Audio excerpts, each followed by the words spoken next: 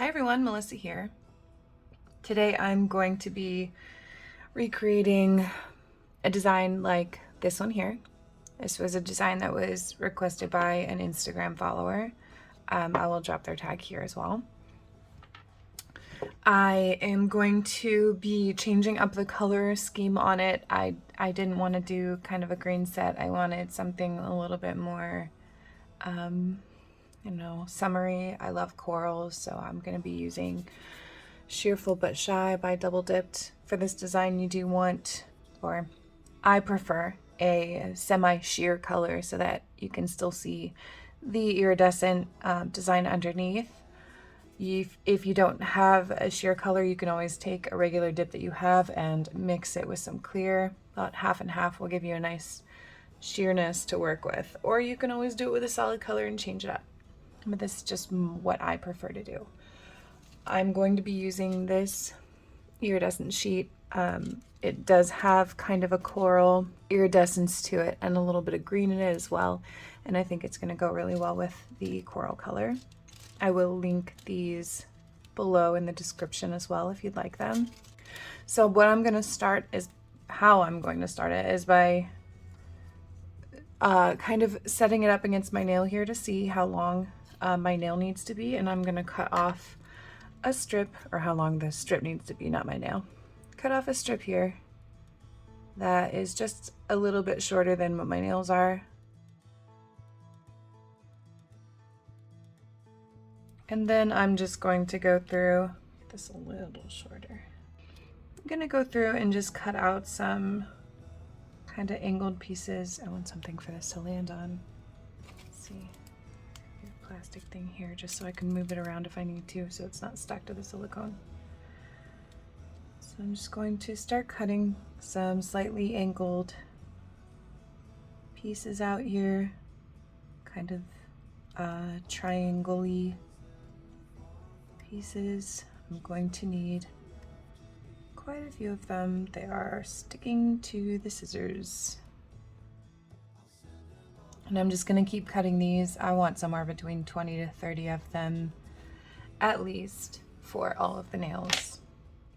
Okay, so I think that is enough of these for now. We'll see in the end if I need to cut more, but I think this is good for the time being. I'm going to be using these tweezers for picking up and placing. Okay, so first thing I'm going to do, I do have my builder gel down. I have a layer of gel top coat and 2 layers of peel base, and then I'm ready to rock with my design. I'm going to be starting with a gel base coat. I'm going to be using this so that I have time to properly place all of these shards on the nails. So I'm just going to paint down a thin layer of gel base coat.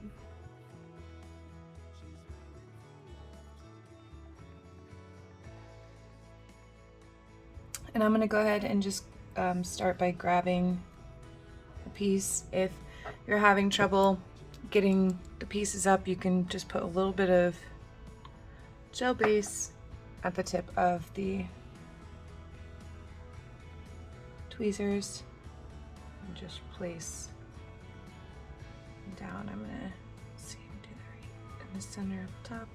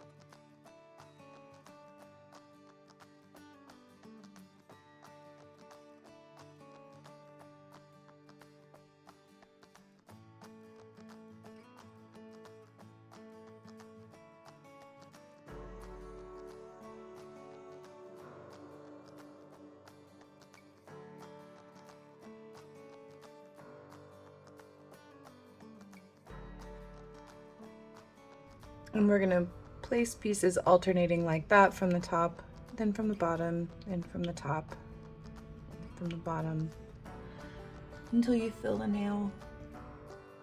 All right, once you're happy with that layout, you're gonna wanna cure that in place. So full 60-second cure to get that set. Okay, I'm gonna go ahead and get the pieces laid out on the rest of the nails also. Okay, now we have all of the sheet pieces down on the nail where we want them. Everything is secure in place, so we can just start with the process with the dip powder now, which is going to be just a basic tap ombre from the tip of the nail. So I'm going to be using my eyeshadow brush, my e.l.f. eyeshadow brush, my favorite for all kinds of ombres, which will also be linked below. And we're just going to do this like we would any ombre. Ooh. Okay, things stuck to me. So I'm going to start by painting the entire nail with dip base.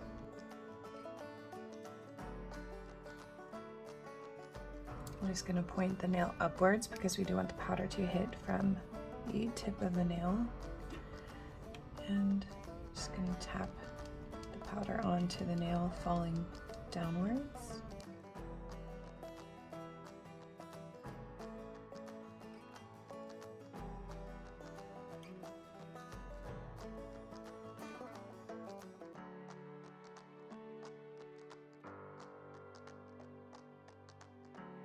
We're tapping very lightly, just kind of controlling where it lands further down the nail, so it doesn't land in as high a concentration of powder.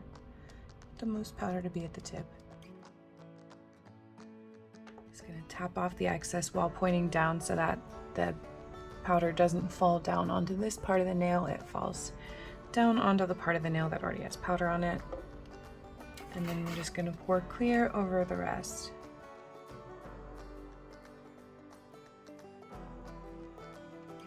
Alright, we're gonna do this a couple more times. I'm going to go ahead and do the first round on each nail and then come back and go through and do the rest. Okay, now we're going to do a couple more layers just to give some strength and also add some opacity, but I'm going to not tap quite as far down onto the nail with this next coat.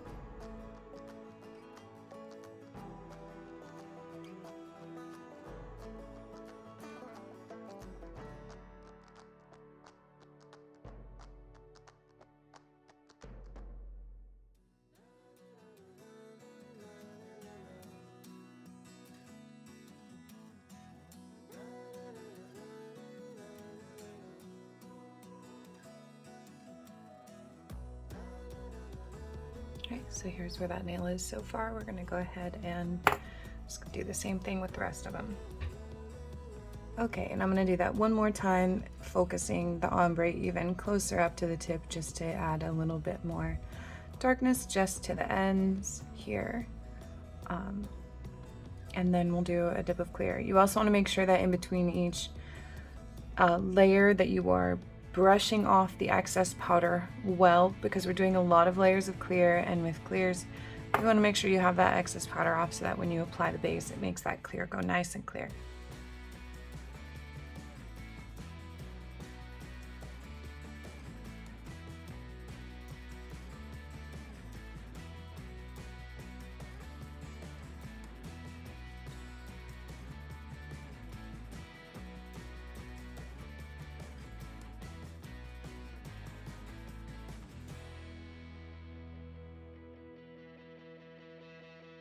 Alright, now I'm just going to do clear over all of them so that I can activate and get to filing.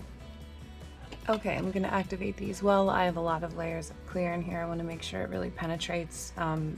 The double dipped clear I used is a really good clear, so I'm not too concerned about spottiness, but even with a really good clear, if you don't brush off well and you don't activate well, you can still get those little white spots in there. So I'm just going to get a good amount of activator on these nails, and then once they're dry we'll file them.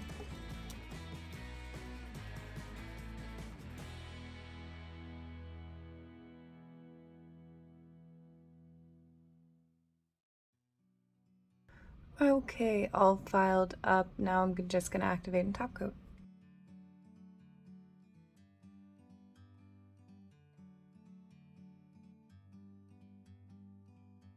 Like a bird on a tree, I'm just sitting here. I got time, it's clear to see. From up here, the world seems small. We can sit together. It's so beautiful, you and me. We meant to be. Here's the finished look. I love this look. I think it's fantastic, and I really truly appreciate the request. I love the coral take on it. Yeah, let me know what you think in the comments, and I look forward to seeing you next week. On the 1st, I will have my first June birthstone video out. I will be doing 2 for June, and I'm very excited for both of them. They're going to be really cool designs, so make sure you come back and check that out, and I will see you next time.